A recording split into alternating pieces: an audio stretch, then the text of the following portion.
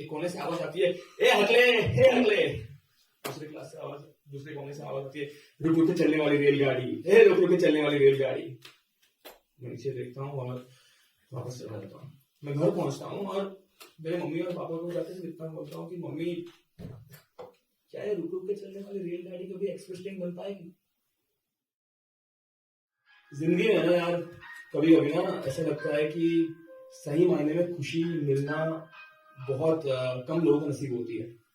Like, is there anybody who has actually achieved happiness? कि जहाँ पर लगता है कि यार दिल से ना मुस्कान निकलती है, आंखों से आंसू निकलते हैं, और ऐसे ना लाइफ में सिर्फ 3 या 4 इंस्टेंसेस होते हैं कि जब तुम्हें लगता है कि भाई यार आज खुश हो यार, अगर आज मौज भी आ जाए ना तो कोई गम नहीं है, उस लेवल की खुशी हुआ। ऐसा 3-4 बार हुआ लाइफ में। और मैं अपनी लाइफ में जब पहली बार मैंने खुशी महसूस की, मैं उसकी बात बताऊंगा, तो साथ में रहिएगा। कहानी है साल 2002, गुजरात, इंडिया। भरूच करके एक छोटा सा सिटी है, भरूच करके। वहां पे स्कूल में बेंच फोर्थ, स्टैंडर्ड फोर्थ, चुपके से सहमा सामने कोने में बैठा था। और वहाँ जो टीचर का मैथ्स का क्लास चल रहा था, मुझे परमिशन मांगनी थी, मुझे वॉशरूम जाना था और मुझे हिम्मत नहीं थी। मुझे डर लग रहा था कि आज फिर से पूरा क्लास मुझ पे हंसने ना लगे, आज फिर से मेरे सारे दोस्त मेरा मजाक ना उड़ाए। तो बहुत सोचने समझने के बाद, बहुत हिम्मत करने के बाद मैं टीचर के बेंच तक पहुंच ही जाता हूँ और टीचर को जाकर बोलता हूँ, मैं गो टू टॉयलेट। मुझे हकलाने की बीमारी थी।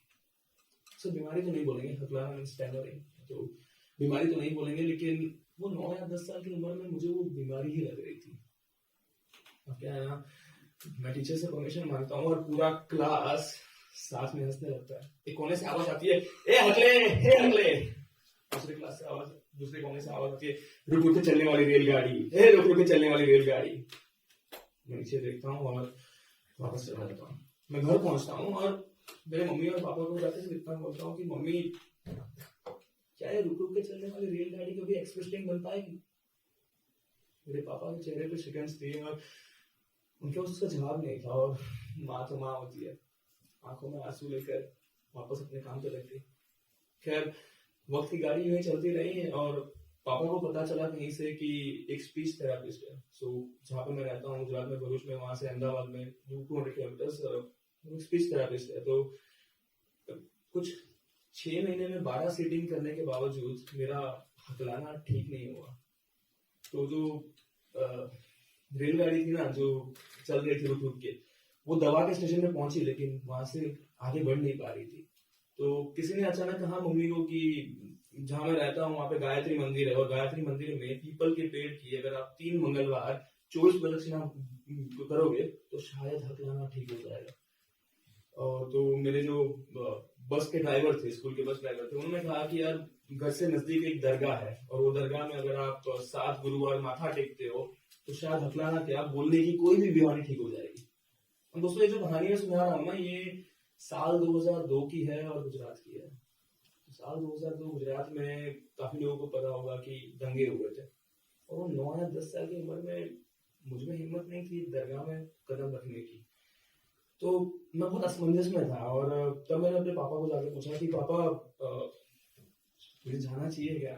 मेरे पापा मुझे सर पे हाथ बना के बोलते कि बेटा, मुसीबतों का ना मजहब नहीं होता।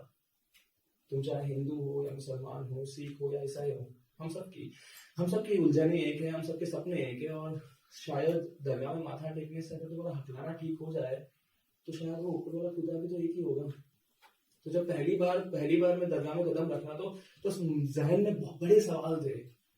तो 7 गुरुवार करने के बाद आखिरी दिन जब मैं निकला ना वहां से, तो चेहरे पे मुस्कुराहट थी। और मैंने महसूस किया कि यार तुम्हारा नाम राम हो या रहीम हो या रोजर हो, क्या फर्क पड़ता है यार, हम सब इंसान ही तो है।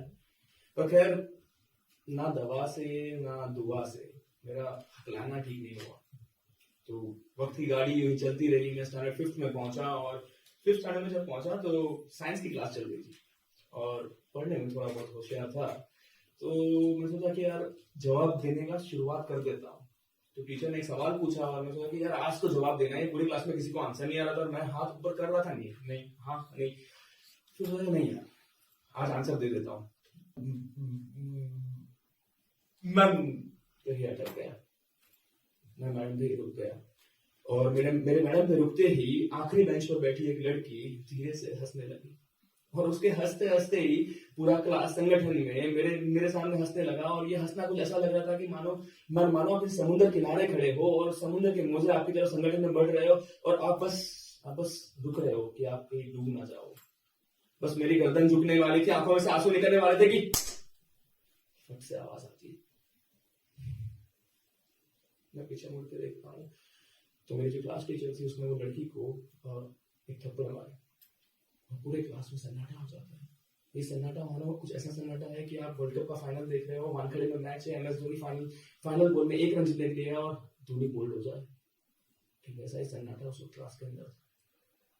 मैडम ने, टीचर ने सबके सामने मुझे आगे क्लास के आगे बुलाया और बोला कि I want a round of applause for this guy over here, क्योंकि इस लड़के को अपनी लिमिटेशंस पता है फिर भी वो आज कोशिश कर रहा है आंसर्स देने की, क्लास में जवाब देने की।